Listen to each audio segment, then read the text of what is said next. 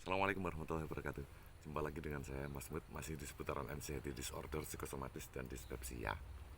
Di video kali ini saya ingin evaluasi tepat 10 bulan saya mengalami sakit ini, anxiety disorder, psikosomatis, dan dispepsia. Dimulai dari bulan September tanggal 21, waktu itu sore-sore, itu pertama kali saya kena, terakhir kali saya kena panic attack. Jadi saya ceritakan lagi sekilas saja. Saya kena panic attack itu 3 kali. Yang pertama itu di tahun 2020 dan saya masih belum sadar, tapi waktu itu tidak ada anxiety disorder. Terus setelah itu 2021 saya kena lagi. Kondisi kondisi saya nyetir di tol itu, saya minta ke rumah sakit, ternyata mau ke rumah sakit, belum sampai rumah sakit sudah sembuh. Itu saya masih tidak ada anxiety disorder. Begitu terakhir 2022 September itu saya kena serangan panik yang terakhir, kena yang ketiga. Setelah malam itu saya kenanya itu sekitar sore jam setengah lima, itu sampai dua jam setengah itu saya mengalami kecemasan, mengalami anxiety disorder. Itu pertama kali. Tapi kalau panic attack-nya yang ketiga kali, yang jantung berdebar, takut mau mati, saya mau menerobos ke dokternya, mau ini itu segala macam, jantung berdebar dengan kencang. Saya pinjam alat ke teman saya itu, eh, pendeteksi jantung itu, kondisi biasa itu detak jantung saya itu sekitar 130-an ya. Jadi seperti orang dalam kondisi berlari atau jalan cepat. Berlari malah 130-an itu. Padahal saya kondisi diam, tidak ngapa-ngapain. Dikarenakan apa? Eh, yang terakhir itu saya ingat betul, waktu itu saya tidak makan. Malamnya itu saya menghadiri proses kematian, mengubur paman saya. Terus setelah itu saya tidur karena dikuburnya itu jam 2 malam. Begitu pulang nyampe rumah saya, karena luar kota, saya pulang itu sekitar nyampe jam 5. Begitu saya sampai jam 5 di rumah saya tidur. Begitu bangun-bangun itu habis zuhur, setelah mandi-mandi, sholat. Setelah itu saya lapar itu saya makan nasi dengan kerang. Terus saya minum kopi dengan gelas kecil. Kopinya itu 2 sendok. Saya ingin ingin nggak ngantuk karena hari itu saya mau ke rumah duka lagi di luar kota. Rencana saya begitu, habis maghribnya rencana begitu. Ternyata Tuhan berkehendak lain. Saya kena serangan panik yang ketiga itu. Saya pikir seperti dulu, karena saya pernah kena serangan panik 2 kali. Jadi serangan panik yang ketiga itu saya pikir baik-baik saja, ternyata tidak. Nah, disitulah mulai nyantolnya ada anxiety disorder. Saya jadi tahu rasanya anxiety disorder. Tapi waktu itu saya belum tahu apa-apa tentang anxiety disorder. Itu benar-benar belum tahu. Tidak pernah mempelajari tentang anxiety disorder. Jadi tiba-tiba aja saya mengalami cemas berlebihan. Saya menakutkan dengan banyak hal. Takut, mulai dari takut kematian. Itu ada fase-fasenya segala macam itu. Yang pertama takut kematian. Karena menyangkut dengan kematian, proses kematian paman saya yang terakhir itu. Jadi saya takutnya dengan kematian dulu awalnya. Setelah itu, setelah kalau saya ingat ya, itu membutuhkan waktu sekitar 1,5 bulan. Saya jadi seperti orang yang konyol ya. Ada video-video dari teman-teman saya ini orang yang ceria awalnya. Tiba-tiba saya tidak pernah bisa tertawa, yang ada itu sering takut. Kebetulan juga saya punya sahabat dan dia ikut merawat selain keluarga saya, dan tidak ada yang tahu kan, karena tubuh kita tidak terlihat seperti ada apa-apa kan. Tubuh kita baik-baik saja, ekspresi wajah kita baik-baik saja, tubuh kita baik-baik saja, tidak seperti ada apa-apa. Tapi kita sendiri yang takutnya dahsyat sekali. Udah nggak ada yang ngalahin itu deh waktu itu. Nah, setelah setelah itu, singkat saja, saya didampingi oleh teman saya di bulan pertama. Terus 1,5 bulan itu saya hanya makan bubur, makan bubur. Ke dokter dikasih omeprazol, sama sepazim, sama satu lagi itu san apa gitu, pokoknya ada san gitu, produk dari Kalbe. Yang sen itu untuk pernafasan karena saya mengeluh sering sesak. Omeprazol itu menekan asam lambung. Sepazim itu untuk mengobati luka lambung. Yang sepazim itu mahal. Terus 1,5 bulan saya hanya itu, obat dan bubur, obat dan bubur, obat dan bubur. Setelah itu saya mulai bisa mengontrol pikiran saya, karena 1,5 bulan itu saya tidak bisa mengontrol pikiran saya. Jadi seperti otak monyet itu ya. Jadi otak ini tidak bisa berhenti berpikir tentang ketakutan sesuatu yang negatif terus selama 1 bulan. Setelah 1,5 bulan saya mulai mempelajari tentang apa yang saya rasakan. Awalnya masih belajar tentang kenapa jantung berdebar, kenapa tiba-tiba detak jantung seperti orang berlari, kenapa awalnya begitu. Setelah 1,5 bulan saya rubah cara searchnya. Saya googling, saya tulis cara sembuh dari jantung berdebar, cara sembuh dari penyakit jantung. Karena saya tidak tahu apa, saya kena anxiety disorder, tidak tahu cara sembuh dari jantung berdebar, cara sembuh dari keliengan, cara sembuh dari ketakutan. Akhirnya muncullah tulisan anxiety disorder. Saya pelajari betul tentang anxiety disorder. Saya pelajari betul 1 bulan itu, saya pelajari, ternyata salah semua metode yang saya lakukan di bulan pertama itu. Ternyata kita butuh nasi, kita butuh lauk pauk yang mengandung nutrisi yang cukup buat tubuh kita. Waktu itu 1,5 bulan itu saya turun berat badan dari 74. Waktu itu saya 74 turun jadi 68.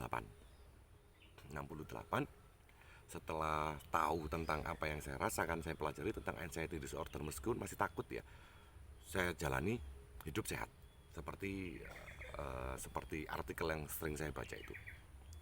Yang semula saya hanya dengar tentang hipnoterapi tentang itu.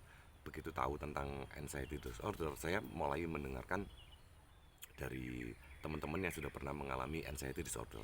Waktu itu belum bisa milah, jadi ada ratusan youtuber itu saya buka semua.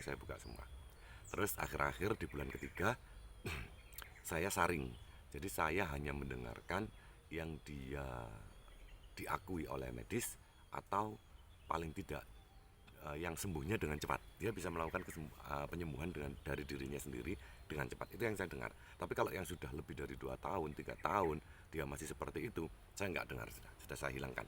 Apalagi yang terlihat wajahnya itu perubahannya tidak signifikan ya. Saya lihat selama beberapa bulan itu, saya lihat cek wajahnya itu kayak susah, kayak video-video yang pertama itu saya mulai bikin video itu, wajah saya kan terlihat susah terus dengan kurus gitu. Dan waktu itu saya hilangkan semua. Saya bikin dokumen akhirnya di YouTube saya. Ketika saya anxiety di bulan ketiga, saya mulai bikin YouTube untuk evaluasi. Jadi perubahan apa saja yang terjadi di dalam diri saya itu saya evaluasi. Saya habis bepergian ke Solo, saya evaluasi, saya ceritakan. Saya habis bepergian ke Jakarta, saya evaluasi, saya ceritakan apa saja yang terjadi di situ. Terjadi kambuh apa saja. Terus saya habis makan ini, saya bereksperimen makan ini, saya ceritakan. Saya makan ini, saya ceritakan. Selalu saya begitu. Apakah tidak sering kambuh? Sering kambuh. Saya termasuk orang yang bandel ternyata. Jadi di bulan 10 ini saya merasakan kumat berat itu sekitar 2 kali. Yang pertama itu di bulan keempat, itu kambuh lagi, tapi tidak sampai panic attack.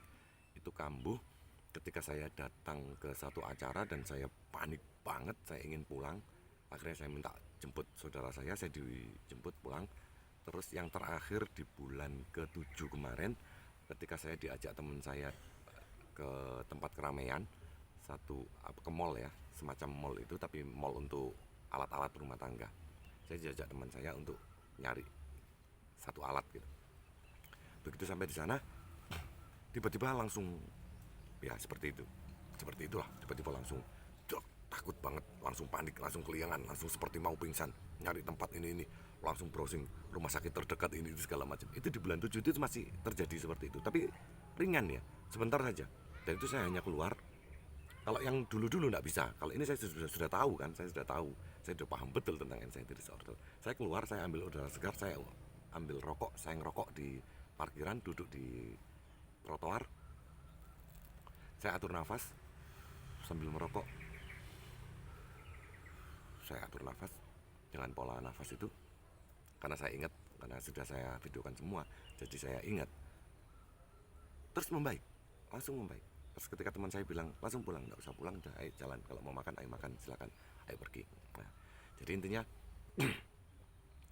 saya sempat kambuh anxiety disorder itu sekitar 2 kali, tapi kalau parah-parahnya itu 1,5 bulan, sampai bulan ketiga itu sudah mulai bisa melawan, sampai bulan ke 7 itu saya sempat kambuh, bulan ke 8 saya perbaiki lagi, bulan ke 9 saya perbaiki, bulan ke 10 ini ya begini ini, sudah melakukan aktivitas penuh, hampir 100% lah, 98% aktivitas normal itu sudah saya lakukan. Yang semula badan ini ngeloyor ya, nggak ada ototnya, seperti tidak ada kenyal-kenyalnya ya, ngeloyor betul, yang banyak sensasi sakit-sakit di persendian segala macam, wah, mulai ketakutan dari jantung, dari ginjal, takut paru-paru, takut kanker otak, takut kanker usus, takut ini takut itu. Dari setiap kali BAB selalu lihat bawah, kita lihat warnanya, teksturnya, itu saya pelajari betul waktu itu. Ada yang saya catat, ada yang saya videokan. Kalau yang jorok-jorok itu biasanya saya catat, tapi kalau yang tidak jorok langsung saya videokan. Dan ini bulan ke 9-10 ini saya jarang bikin video karena saya sudah melakukan aktivitas yang normal. Saya sudah sering jalan-jalan segala macam, saya sudah melakukan aktivitas yang benar-benar normal dan tidak apa ya, seperti tidak pernah merasa sakit ini gitu. Ada sesekali ya, tapi kalau malam sudah nggak pernah takut ya, sendirian nggak pernah takut, kemana-mana sendiri udah nggak takut. Ada sesekali ketika kita salah makan, sensasi itu ada, psikosomatisnya ada, ketika perut hangat, ketika asam lambung naik, ketika merasa ada terganjal di tenggorokan. Nah, itu ada sedikit cemas, tapi sedikit aja, cuma nyentil. Karena apa? Karena lambung sudah baik. Metode apa yang saya lakukan? Yaitu tadi, saya merekam kegiatan saya dengan sehari-hari itu, saya rekam, saya kumpulkan dalam satu video, dan itu saya pelajari, sering saya lihat sendiri. Karena kalau kita melihat orang, kita tidak tahu perkembangannya. Kalau kita melihat video kita atau catatan kita tahu perkembangan kita. Saya selalu mencatat, saya selalu memvideo perkembangan di saya sendiri. Jadi saya tahu banget apa yang saya rasakan, terus ini pernah terjadi di bulan berapa, terus cara menyelesaikan mudah. Ketika kita harus diselesaikan dengan mengatur nafas, diselesaikan dengan air hangat, diselesaikan dengan apapun itu kita mudah. Nah, itu satu cara untuk kita bisa lepas dari anxiety disorder, salah satu cara. Cara yang kedua, malah cara yang utama menurut saya ini. Cara yang utama itu adalah dari pola makan. Saya itu orang yang berpola makan ngawur, segala macam itu sudah masuk aja ke mulut. Terus setelah saya pelajari beberapa bulan itu, ternyata ada beberapa makanan itu yang saya tidak cocok di lambung saya, dan itu bisa mengakibatkan kambuh, nyentil itu. Macam-macam orang beda-beda. Kalau saya sering saya tes itu kopi, ternyata kopi itu ya, dengan mohon maaf saya kepada tubuh saya, karena saya pecinta kopi, saya buang semua kopi di rumah. Saya sudah tidak ada kopi lagi. Saya sudah minum kopi karena itu bisa memperburuk kondisi. Meskipun kondisi kita sehat, tiba-tiba kita nongkrong kepingin ngopi, kita seruput kopinya temen, ternyata tidak. Awalnya berimbas langsung, lama-kelamaan terasa imbasnya itu masih besoknya gitu. Imbasnya besoknya 2 hari ke depannya. Kadang-kadang begitu, tidak instan langsung kita langsung berimbas kala itu. Jadi saya harus tahu betul apa yang membuat diri kita menghambat percepatan penyembuhan itu. Kalau saya kopi, 2 keju atau susu dan turunannya itu, keju, yogurt, mayones ya itu, terus kacang tanah. Tapi ya, kacang yang lain tidak ada masalah. Kacang tanah itu bermasalah di perut saya, itu bereaksi, meskipun reaksinya besoknya. Saya habis makan pecel hari ini, tidak ada masalah aktivitas saya hari ini, tapi besoknya saya jadi tidak enak. Ada reaksi yang tidak bagus. Kalau dulu kan kontan ya, langsung ketika kita makan salah langsung kontan. Kalau sekarang sudah di 10 bulan ini reaksinya itu besoknya. Tapi apakah kita takut? Tidak, karena kita sudah tahu. Kalau saya sudah tahu, saya tahu banget. Saya hari ini tadi keluar baru dari pagi sekitar jam habis bantu istri jualan, saya pergi keliling-keliling, nongkrong-nongkrong ke saudara-saudara. Begitu pulang itu sekitar jam setengah satu ya, baru pulang. Terus saya diem-diem, daripada saya tidur saya harus berkeringat, saya bikin video aja deh evaluasi 10 bulan saya sakit ini, karena sudah lama sekali saya lihat loh video saya kok udah lama ya. Ini saya mau evaluasi obat buat diri saya sendiri khususnya. Tapi kalau sampean mau meniru, monggo silahkan. Karena saya 10 bulan ini saya merasa sangat baik-baik saja. Berat badan saya sekarang sudah 73,5, dan itu stabil 73, 73,5, 73, 73,5, dan itu sudah stabil, tidak ada ngedropnya, tidak ada apa. Makan makanan sudah saya makan semuanya, kecuali yaitu tadi yang benar-benar pantangan ya. Dengan besar hati kita harus menerima bahwa ada beberapa makanan yang memang kita sekarang sudah tidak boleh mengkonsumsi.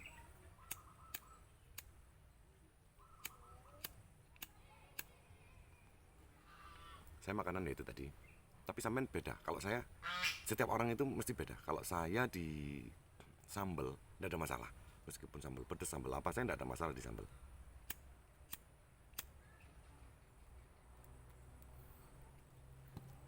Saya sambal hajar terus, setiap hari saya makan sambal, tidak ada masalah. Terus kita latih otak. Saya melatih otak saya dengan diskusi. Saya punya forum diskusi. Saya sering diskusi untuk melatih otak. Saya melatih otot saya mulai push up, melatih otot di tangan saya. Saya melatih kaki saya jalan kaki itu rutin. Pola hidup saya rubah, saya harus olahraga, saya berjemur. Sekarang saya sedikit, teman-teman bilang sedikit lebih hitam. Mereka bilang kamu sekarang lebih hitam.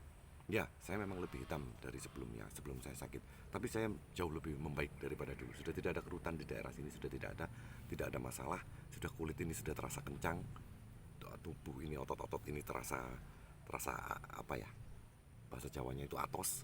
Sudah di dalam kondisi tubuh yang baik sekali. Kalau saya sudah tidak ada masalah, tidak sakit gigi, tidak pernah mengalami sakit-sakit yang aneh-aneh, pusing-pusing segala macam.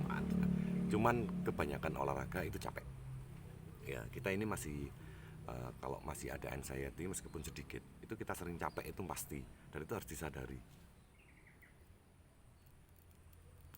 Saya itu kalau habis nyetir jarak jauh ngantar orang tua bepergian gitu, 10 jam perjalanan keliling-keliling, itu capek di daerah pinggang, dan tidak ada masalah, dan 2 hari 3 hari sudah selesai, hilang capeknya. Terus kalau kadang-kadang capek di sini, di leher, tapi tidak sampai pusing ya, cuman hanya badan ini memang butuh penyesuaian karena tubuh kita ini masih belum sembuh total. Saya sadari bahwasanya ternyata meskipun sudah sampai 10 bulan, saya sudah beraktivitas 98%, sudah beraktivitas normal, tetapi tubuh kita ini masih belum normal sebenarnya. Lambung kita ini masih belum normal karena kita berpola hidup yang ngawur, berpola makan yang ngawur bertahun-tahun, mungkin puluhan tahun, dan kita harus memperbaiki. Dan memperbaikinya itu tidak bisa semudah itu, tidak bisa secepat itu. Jadi kita harus sadar bahwasanya tubuh kita masih sakit dan kita harus memperbaikinya itu butuh waktu, butuh kesabaran. Saya sadar betul, saya menyadari betul bahwasanya sembuhnya itu butuh waktu dan harus tertib. Nah, sedangkan saya ini kan tidak tertib ya, saya orangnya tidak tertib. Saya kadang-kadang sering godain perut saya. Ada di video saya bikin rotinya tipis, saya kasih selai kacang, saya kasih keju, saya kasih selai coklat, saya tutup, saya panggang, saya makan. Wow, bereaksi waktu itu. Dan saya suka nyolek-nyolek gitu loh, coklat-coklat, makan donat ada coklatnya. Kadang anak saya beli yogurt, saya masih minum.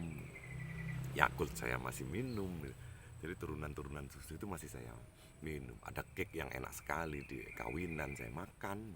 Ada teman ulang tahun, ada cake-nya juga saya makan. Kadang-kadang masih nyeruput kopi. Itu proses itu menghambat proses penyembuhan. Jadi kalau kita ngomong bisa sembuh dengan cepat kayaknya mustahil, karena mulut ini permintaannya banyak. Kalau kita monoton dengan makanan yang seperti ketika sakit dulu saya, 1 minggu itu harus ada daun kelor, 1 minggu itu harus ada bayam, 1 minggu itu harus ada sop, 1 minggu itu harus ada hati ayam untuk untuk biar tidak lemas ya, biar tidak apa istilahnya, kurang darah. Jadi saya makan itu dulu itu berbulan-bulan itu rutin. Sekarang ini sudah mulai ngawur, saya sudah nasi goreng dengan minyak yang banyak. Itu saya makan. Tapi untuk 1 minggu ini saya sudah mulai mulai apa yang saya lihat itu sudah berbeda. Yang saya lihat yang semula mentor tentang anxiety disorder, tapi di seminggu ini saya sudah melihatnya itu di ID Rai, tentang gizi, tentang penguatan otot, tentang kesehatan tahap selanjutnya. Kalau saya sekarang sudah di level itu, yang saya lihat tentang itu seperti halnya otot itu semakin tua. Saya kebetulan berusia lebih dari 40 tahun. Jadi saya harus merawat otot saya. Kalau semakin saya tidak banyak bergerak, semakin tidak ada angkat beban, masa otot saya semakin sedikit, semakin lemas. Itu semakin mudah penuaan diri, penuaan dini. Terutama di tulang juga. Kita bisa mengalami osteoporosis. Jadi saya melakukan kegiatan-kegiatan mulai dari angkat beban yang semula hanya jalan cepat, sudah mulai berlari, jalan di tempat seperti tentara itu, mengangkat betul kaki. Karena saya merasa badan saya ini semakin berat. Saya sudah hampir 74 lagi ini. Saya mau turunkan lagi karena ideal berat badan saya itu ternyata di 72. 68 sampai 72 itu maksimal sebenarnya. Jadi saya mau memperbaiki tubuh saya biar apa namanya, biar lebih terjaga di usia lebih lanjut lagi. Saya tidak jadi orang yang lemes, terus hilangi mager. Saya itu kesulitannya teman-teman itu biasanya itu suka mager ya, ketika terjadi permasalahan dirasakan psikosomatis dalam dirinya, itu malah yang dilakukan itu adalah diam diri. Kalau saya kan tidak, saya langsung jalan. Saya harus keluarkan keringat. Minimal ketika saya tidak mau berjalan, persendian ini kaku semua waktu itu, saya berjemur. Ketika sudah berjemur, sudah ada keringatnya, baru saya hajar jalan. Biasanya saya lakukan seperti itu. Saya nyapu-nyapu pekarangan rumah saya, depan saya sapu-sapu. Saya terus bergerak, terus selalu saya bergerak. Meskipun sakit-sakit, saya hajar bergerak terus. Tiba-tiba nanti juga baik-baik saja. Daripada kita harus pijit seminggu bisa 2 kali saya waktu itu awal-awal sakit. Dan itu saya lawan terus. Jadi tips buat teman-teman yang masih kenceng anxiety-nya itu, jangan mager, bergerak, jaga pola makan. Yang paling utama sebenarnya itu adalah jaga pola makan, karena pola makan itu yang mempengaruhi. Dan sampean harus sadar bahwasannya di lambung kita ini ada saraf yang menghubungkan langsung terhadap otak, dan otak bisa memerintahkan perintah yang salah terhadap tubuh. Jadi kita jadi was-was, jadi cemas, jadi takut, jadi segala macam. Jadi sensasi psikosomatis itu jadi muncul gara-gara itu tadi, salah pengiriman sinyal, perintahnya akhirnya jadi salah juga. Itu gara-gara apa? Gara-gara satu, lambung. Sekarang saya sudah sadar betul, karena penyakit ini di lambung, muaranya di lambung, dan tidak ke jantung, dan tidak ke paru-paru, dan tidak ke ginjal, dan tidak ke yang lain-lain. Artinya ini murni hanya lambung. Jadi sampean harus menyadari betul bahwasanya ini memang benar-benar murni sakit lambung. Cara penyelesaiannya seperti apa? Merawat lambung, hanya itu saja. Sesimpel itu sebenarnya. Makanannya harus dijaga. Kalau sampean bisa lebih tertib dari saya yakin banget bahwasanya sampean bisa sembuh lebih cepat dari saya. Dan ketika saya berdiskusi dengan teman-teman yang baru 1 bulan sakit, ketika mereka anxiety-nya berat-beratnya, meskipun dia susah untuk diajak berpikir, saya mesti menerangkan tentang itu tadi. Jaga makan. Selalu saya begitu kan. Jaga pola makan. Itu paling utama. Makanannya ini. Mesti saya larang semua. Awalnya mesti saya larang. Kalau saya ngomong mesti saya larang. Jangan makan kacang, jangan makan ini, jangan makan ini, jangan makan pedas, jangan makan ini. Nanti ketika sudah hampir sembuh, nah men bisa mencoba-coba sendiri. Tapi kalau tidak ada mentor yang mengajari, itu biasanya berkelanjutan lama. Seperti orang-orang tua, saya punya narasumber yang real ya, di sekeliling saya itu ada 2 orang yang beliau pernah sakit seperti saya ini, dan saya selalu bisa tanya kapan saja. Kalau ketemu saya mesti tanya detail tentang apa yang dia rasakan, terus cara mengatasinya seperti apa. Beliau itu sembuh itu ada yang 6 tahun, ada yang 9 tahun. Setahun sekali itu opname ke rumah sakit 4 hari, 3 hari, itu ada aja. Jadi ketika sampean sudah selesai, sampean sudah paham betul tentang anxiety disorder itu bahwasanya bermuara di lambung, tahap keduanya adalah sampean bisa mengolah stres Anda. Otak ini adalah yang utama sebenarnya, bukan lambungnya. Tapi saya lebih menyarankan untuk memperbaiki lambung karena itu bisa meringankan. Tapi ketika sudah ringan, terus otak ini sudah bisa diajak berpikir. Nah, Otak ini jangan dibiarkan stres, harus senang, harus bahagia, harus yang, jadi kita harus merubahlah diri kita yang semula pemurung atau pemarah atau suka jangget di hati, suka suka yang jelek-jelek itu dihilangin lah. Ketika yang jelek-jelek itu kita hilangin semua, itu otomatis teman kita semakin banyak, saudara semakin akrab, kita semakin dihargai, ada penghargaan dari orang lain, membuat diri kita ini semakin bersemangat dan semakin cepat dengan sembuhnya. Seperti saya, alhamdulillah hampir setiap hari itu ada banyak aja yang ngajakin nongkrong, dan mereka sudah pada tahu bahwa saya tidak ngopi. Kalau saya ke rumah si A, si B, si C, mereka sudah tahu saya dikasih teh paling tidak, atau dia punya minuman apa. Tapi yang jelas kalau minuman instan sekarang saya sudah tidak. Saya sudah mulai belajar tentang gizi. Saya tidak sesedikit sekali saya makan terigu, gluten terigu. Saya sesedikit sekali makan makanan berminyak gorengan. Saya sesedikit sekali saya upayakan untuk makan makanan yang mengandung pengawet. Itu saya hilangkan semua. Terus saya lebih suka ke herbal sekarang. Saya lebih suka daun-daunan. Saya sudah mempelajari tentang daun-daunan, betapa pentingnya pegagan. Saya sudah mulai menanam daun pegagan. Tidak usah diolah, langsung saya makan mentah seperti lalapan, daun kemangi, daun-daunan segala macam itu, sayur-sayuran itu saya sudah mulai membiasakan diri untuk mengkonsumsi itu.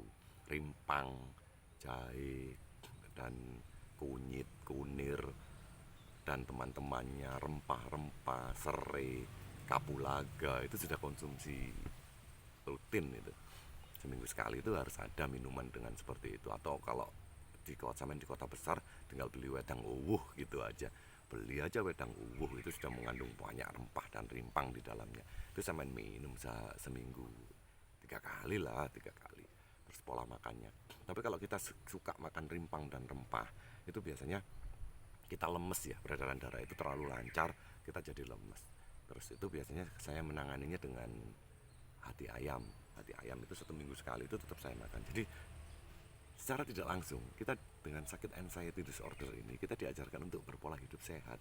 Semakin sampean bisa berpola hidup sehat, sampean tata setiap makanan sampean, itu sampean bisa bisa jadi lebih baik gitu loh. Badan terasa lebih enak daripada sebelumnya. Kalau disadari ya, kalau sampean sadar nanti seperti itu. Dan lagi, ketika ketika kita sudah mencapai tahap itu, kita jadi orang yang lebih baik gitu loh. Banyak pengakuan dari orang-orang luar bahwasanya sekeliling kita itu menyatakan bahwa kita ini jadi orang yang lebih baik. Secara spiritual kita lebih baik, terus secara hubungan dengan manusia yang lain itu jadi lebih baik, kita jadi orang yang disukai. Itu jadi membuat membuat apa ya, saya bersyukur. Jadi saya bersyukur banget nih, saya pernah sakit seperti ini. Itu membuat saya jadi bersyukur, yang tidak, orientasinya tidak melulu terhadap dunia, sudah mulai apa namanya, memikirkan kebersamaan, kepentingan bersama. Itu terjadi di diri saya. Kalau saya sendiri ya, saya mengambil hikmahnya di situ. Saya bersyukur banget saya punya sakit yang seperti ini, dan saya tidak mengeluh. Dan alhamdulillah, saya malah ketika diambil betul penyakit ini, saya malah takut saya jadi kembali seperti saya yang dulu. Lebih baik saya yang seperti ini, yang terkontrol tentang urusan agama, urusan kita dengan Tuhan, urusan kita dengan manusianya juga terkontrol, urusan kita dengan diri kita. Ini jadi kita jadi pribadi yang lebih baik. Saya bersyukur. Makanya saya sering membatin gitu. Janganlah kalau diambil sakitnya penuh, hilang betul, itu jangan dulu, karena kita masih butuh dituntun lebih lama lagi untuk bisa jadi orang yang lebih baik, lebih bermanfaat. Saya pikir begitu. Tapi ketika tidak, yang penting tidak ada anxiety aja gitu. Lambung sakit tidak ada masalah, tidak ada masalah saya dengan sakit lambung itu. Iyalah, saya habis makan sambal 1 cobek, saya makan semuanya, terus perut panas, terus sakit, ada reflux sedikit, tapi otaknya kan tidak apa-apa, itu bisa kontrol. Oh iya, ini tadi saya makan sambal, sekarang panas, ini ada reflux sedikit di sini, terus ini sebentar lagi ada terasa mengganjal di sini, sebelum ada terasa mengganjal di tenggorokan, godok air, minum air hangat yang banyak, selesai. Kalaupun tidak selesai dengan itu, ya terpaksa omeprazol diminum untuk menyetop uh, produksi asam lambung. Kan tinggal begitu saja, selesai. Kita bikin gampang aja, semuanya dibikin mudah. Kalau dulu memang nggak bisa, kalau di level sebelum seperti ini memang nggak bisa. Tapi saya evaluasi di bulan 10 ini, yang paling utama itu adalah saya bersyukur. Saya bersyukur sekali dengan penyakit yang saya terima 10 bulan ini. Terus dengan membaiknya yang bertahap, saya pikir ini yang pas di saya ya. Kalau sampean bisa lebih dari setahun, berarti itulah yang pas dengan sampean. Kalau ada teman-teman yang hanya 4 bulan, 5 bulan sudah sembuh, itulah yang pas buat sampean. Kalau saya ini di 10 bulan ini yang pas, waktu yang pas untuk saya menyatakan sembuh. Dan saya harus bersyukur banget karena dikasih penyakit yang seperti ini, dan saya jadi bisa jadi orang yang lebih baik, meskipun menurut diri saya sendiri, dan ada sedikit pengakuan dari orang-orang di sekeliling saya. Dan alhamdulillah egoisnya sudah mulai hilang segala macam. Jadi saya bersyukur banget, intinya saya bersyukur banget dengan penyakit ini. Semoga kedepannya jadi bisa lebih lebih baik lagi, semakin baik, semakin baik, semakin baik, semakin dicintai, semakin bermanfaat di lingkungan.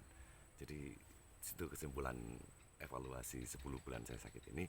Semoga bisa jadi motivasi atau bisa jadi penyemangat teman-teman yang sakit seperti saya, yang levelnya masih di bawah saya.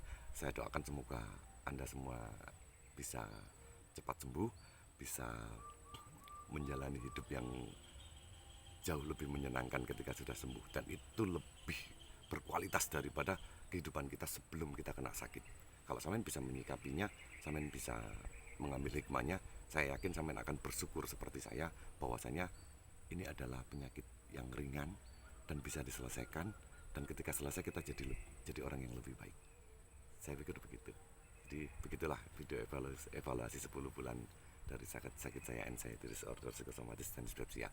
Saya bilang saya sembuh itu hanya menguatkan diri saya. Pada dasarnya dispepsia saya masih ada, suka kelingan, itu saya terima dengan lapang dada, dan saya saya ikhlas, dan saya nikmati. Jadi enggak jadi beban di saya per hari ini, enggak jadi beban, dan tidak mempengaruhi aktivitas sehari-hari saya. Saya tetap jalan aktivitas, makan pun sekarang sudah mulai tidak teratur, tapi tetap sarapan, makan sehari 3 kali itu minimal, itu wajib. Terus dan kita tetap menjaga terus, selalu menjaga terus. Semakin kita bisa menjaga, semakin enak yang kita rasakan di dalam tubuh kita. Jadi nggak ada kendala gitu, nggak ada kendala. Jadi baik-baik saja. Jadi begitulah cerita 10 bulan saya sakit ini. Terima kasih sudah melihat video saya. Wassalamualaikum warahmatullahi wabarakatuh.